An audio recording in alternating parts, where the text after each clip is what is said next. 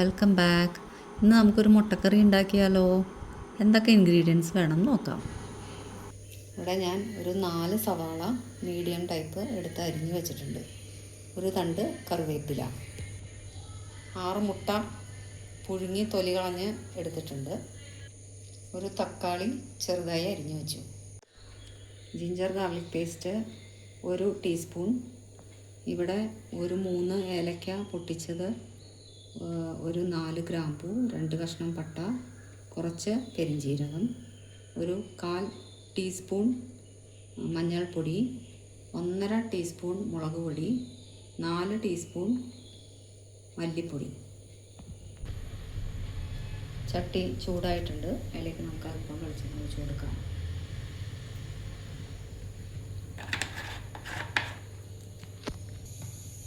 വെളിച്ചെണ്ണ ചൂടായിട്ടുണ്ട്. ഇതിലേക്ക് നമുക്ക് ഈ സവാള ഇട്ട് കൊടുക്കാം.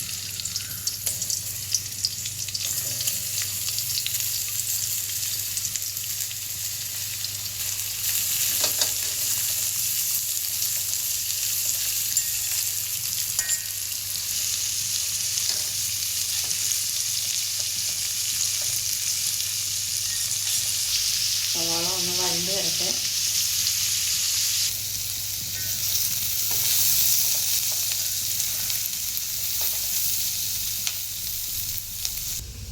സവാള ഇപ്പോൾ ഒരുവിധം നല്ലോണം വഴന്ന് വന്നിട്ടുണ്ട്.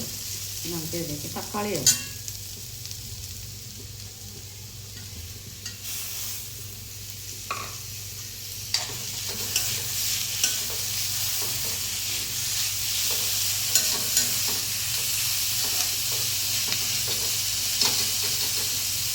തക്കാളി നല്ലോണം വെന്ത് വരുമ്പോൾ നമുക്ക് വെയിറ്റ് ചെയ്യാം. തക്കാളി നല്ലോണം വെന്ത് വന്നിട്ടുണ്ട്. നമുക്ക് തീ ഓഫ് ചെയ്ത് ഇതിന് കുറച്ച് നേരം ചൂടാറാനായിട്ട് മാറ്റി വയ്ക്കും. ചൂടായിരിക്കുന്ന ചീനച്ചട്ടിയിലേക്ക് നമുക്ക് ഏലക്ക, ഗ്രാമ്പൂ, പട്ട, പെരിഞ്ജീരകം എന്നിട്ട് ഒന്ന് ചൂടാക്കി എടുക്കാം.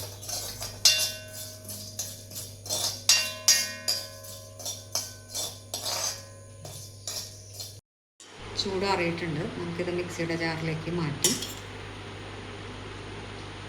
അരച്ചെടുക്കണം.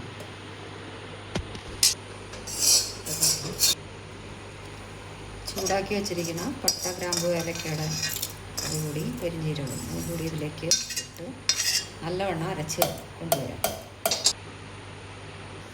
നല്ലവണ്ണം അരച്ച് കൊണ്ടുവന്നിട്ടുണ്ട്. അടുപ്പ് വീണ്ടും കത്തിച്ചു. ചീനച്ചട്ടിയിലേക്ക് നമ്മൾ കുറച്ചുകൂടി വെളിച്ചെണ്ണ ഒഴിക്കുകയാണ്. വെളിച്ചെണ്ണ ചൂടായി. അതിലേക്ക് കുറച്ച് കടുകിടാം. കടുകൊന്ന് പൊട്ടട്ടെ. കടുക് പൊട്ടിക്കഴിഞ്ഞു. നമ്മൾ കറിവേപ്പില ചേർക്കാണ്.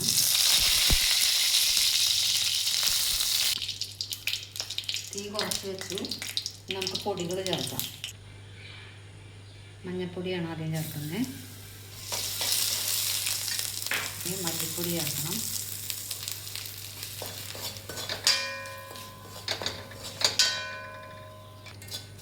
പച്ചമണം മാറി വരുന്നത് വരെ ഇതൊന്ന് ചൂടാക്കി എടുക്കുക. മല്ലിപ്പൊടി ചൂടായി വന്നിട്ടുണ്ട്. ഇനി നമുക്ക് ഇതിലേക്ക് മുളക് പൊടി ചേർക്കാം.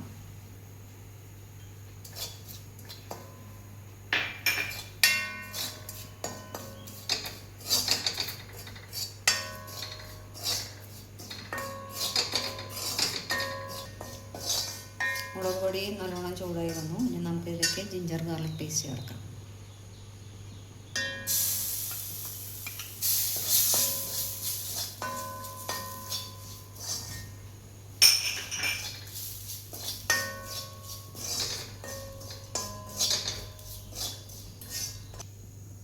ഇതിലേക്ക് നമ്മൾ അരച്ച് വച്ചിരിക്കുന്ന ഉള്ളി, തക്കാളി പേസ്റ്റ് ചേർക്കാം.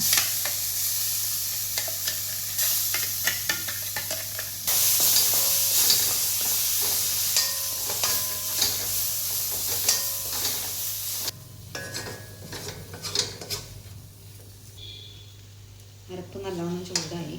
നമുക്കിതിലേക്ക് അല്പം വെള്ളം ചേർക്കണം.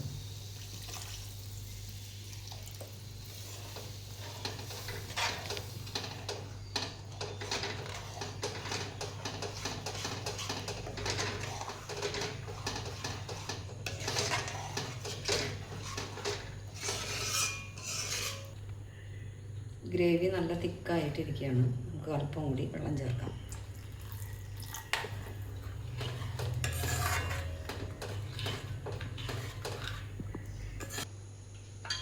ഇനി നമുക്കിതിൽ ആവശ്യത്തിന് ഉപ്പ് ചേർക്കണം.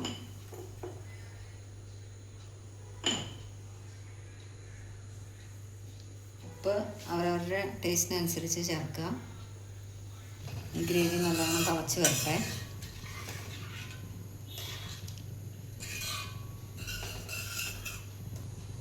ഗ്രേവി നല്ലോണം തിളച്ചു. നമുക്ക് ഈ മുട്ട ചെറുതായി ഒന്ന് വരഞ്ഞു കൊടുക്കാം സൈഡ്.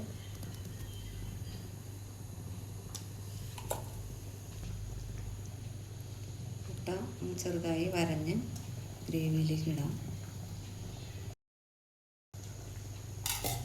6 മുട്ടയും വരഞ്ഞ് ഗ്രേവിയിലേക്ക് ഇട്ട് കൊടുത്തിട്ടുണ്ട്.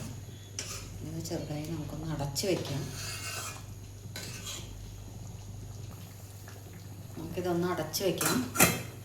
തീ ചെറുതാക്കി ഇടണം. അടച്ച് വെച്ചു.